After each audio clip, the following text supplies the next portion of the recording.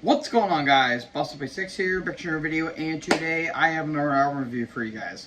Then going over the newest studio offering from Oxygen Destroyer, Guardian of the Universe. This album comes out on the 9th of August of 2024 on Redefining Darkness Records, which I feel like is another label I need to really check out because I've been hearing some really damn good stuff. And sorry if the camera's a little wonky today. I don't know what's really going on with my phone, but anyways, this is their third studio album overall, and it's been formed in 2014 in Seattle, Washington.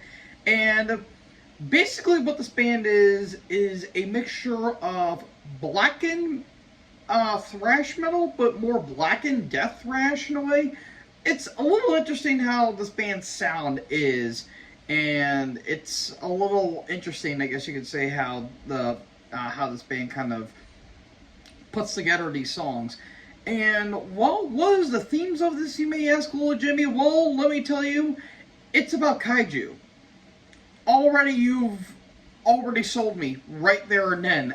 If you guys don't know, I am a massive kaiju fan, more so on the Godzilla side. Like, I know of, like, Gamera, Rodan, Mothra, you know, Mecha King Kong, or not Mecha King Kong, Mecha Godzilla, King Ghidorah, you know, all that stuff. I could talk about it for days if I wanted to.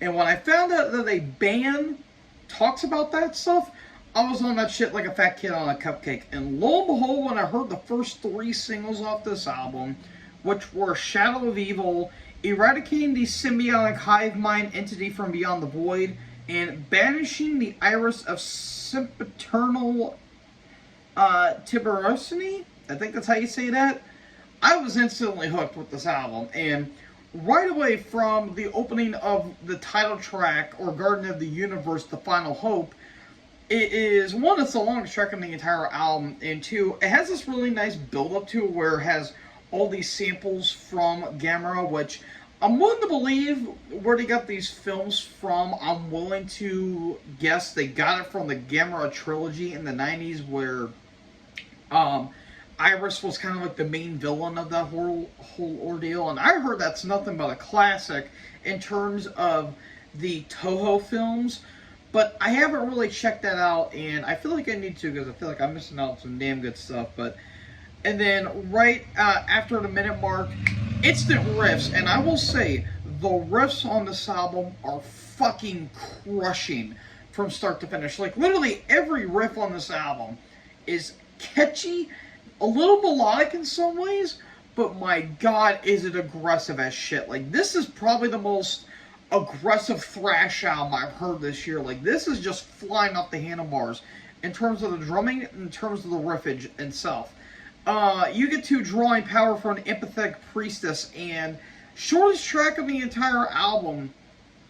And again, it's like get out, we ain't gonna waste your time, we're gonna have a little bit of sample thrown in there, killer riffs that have a little bit of a art noir, man, I'm trying to think, like some Slayer. I get some Exodus vibes from this. And man, what's another? I'm trying to think of like the black and thrash here. But it kind of leans in more death metal in some ways too, especially with the vocals. The vocals are just insane. Like, the cadences are just frantic throughout. Like, he kind of has like a bit of a more black metal like rasp to his vocals, but he has some like killer death metal growls. Like, he kind of reminds me in some ways.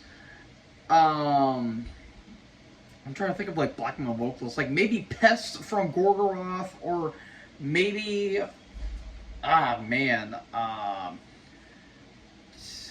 again, that's kind of hard to describe his vocals in a way, because he's got that like kind of, you know, kind of growl to his voice, but it's just absolutely awesome. Shadow of Evil, one of my favorite tracks on here. Just insane drum work throughout, and the drumming may seem like just a little bit one note, but there's a lot of stuff going on. Like, he's not going like a million miles per hour. It seems like he's just stuck in one gear, but there's still some groovy stuff on this album. Like, I would say, Banishing the Iris of Sempiternal Timorosity, and Awakening the Malevolent Destroyer of the Heavens and Earth. That song in particular has a really nice groove to it, and it's a really nice pace setter. But in-your-face thrashers like Thy Name is Legion, nightmarish visions of the Devil's Envoy, just fantastic stuff throughout. And especially exterminating the ravenous horde of perpetual darkness and annihilation. I somehow did that without stumbling my words a bit. I guess I'm on my game today, as the kids would say. That song in particular, it's like 3.5 minutes, but like the last like almost minute and a half is more so samples from the movies that it's that are like some scenes from the movies that it's talking about, and it's really damn good, really damn good. I kind of get a little bit of a more of an Angel vibe with some of the riff changes, which I would say, like, the riff changes are smooth as shit on this.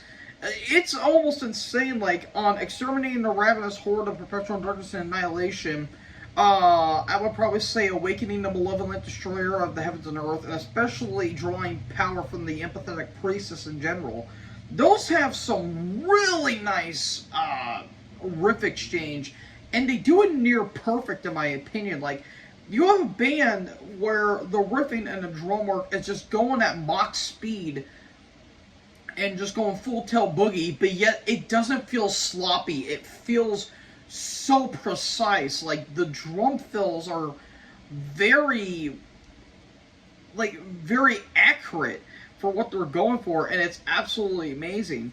Some other nice moments, especially on eradicating the semiotic hive mind entity from beyond the void. Like, again, has a really nice groove to it. Kind of has like a bit of a death metal-like groove. Kind of like, oh man, I guess you could say Obituary and maybe Bolt Thrower to a lesser extent with a nice groove to it. But the riffs are just fantastic throughout. Especially on the final track, Exterminating the Ravenous Horde of Perpetual Darkness and Annihilation. Really nice melodic leads in that. I kind of get a little bit of a Metallica vibe, like Master of Puppets kind of like riff melody in some ways. Like the solo is very melodic, I will say, and again, while this thing is just going off the handlebars, I really like the melodies on this album that they incorporate.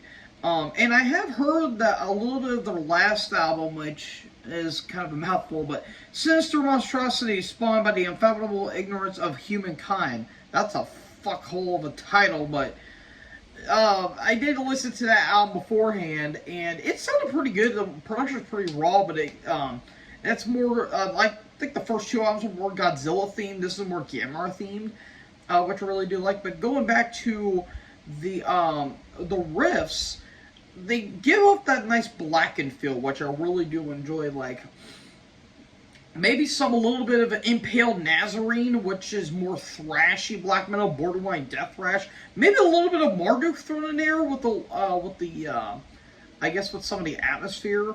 But again, like Shadow of Evil, it just has some killer drum work throughout. The cadences are fucking insane on the sound. Now, granted, I did notice that the cadences can be a little samey, but just because it's sane doesn't mean that it's bad. Like, you can be a bit one note, but still make it fresh and still make it new. And that's what this band really does on this album in particular. And I love every track. I think every track is absolutely fantastic. Thy Name is Legion has a really nice kind of has a bit of like a chanty vibe to it, which I really do like. And from top to bottom, I love this album. This is one of the best albums I've heard all year. And going into it, I knew it was going to be good because those first 3 singles are fucking awesome. I just, get you pumped up, and it feels like you just want to break your neck and break things wherever you see foot. And kind of want you to get into the films that they're kind of quoting for, which is really nice. And I love the songwriting. The songwriting is brilliant throughout. So, all in all, I'm going to give this 4 3/4. I love this album. People might be saying I'm ranking this a bit too high, but I'm a fanboy when it comes to this shit, and I am obsessed with this thing. I'm probably going to listen to it when I'm done, because there are some riffs that are absolutely stuck in my head, like Shadow of Evil, Awakening the Malevolent Destroyer of the Heavens and Earth, Banishing the Iris, Sempiternal Temerosity, everything. Everything on this album, I just think is perfect. Production, I don't know how. The production is crisp, clean, but still has that grit to it. And I really, really dig that. Like, again, the previous album's more raw, a little more grit. But this one's more polished, but somehow it still has that dingy feel to it. And it's fantastic. It's absolutely fantastic. Yeah, this is so far top 5 of the year. Probably my favorite album of the year. It depends on how the ranking goes, which that's going to be a pain in the ass to do. But yeah, this was a flawless album. This was damn near 5 for me. Just a little bit. But yeah, top to bottom, fantastic stuff. And I give this 4 3/4.